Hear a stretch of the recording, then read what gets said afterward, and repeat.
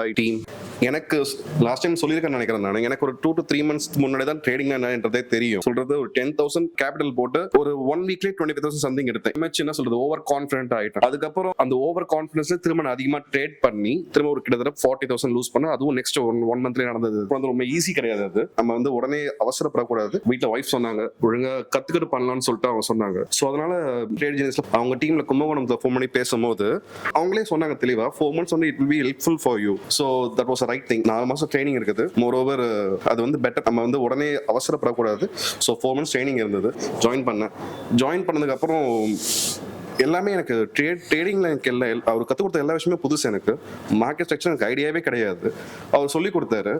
And I'm very happy. எனக்கு ஒண்ணுமே தெரியாத விஷயத்தை ஐ ஹவ் லேர்ன்ட் ஆக்சுவலி. பொறுமை இருந்தா ட்ரேடிங்ல வி கேன் சக்சீட்.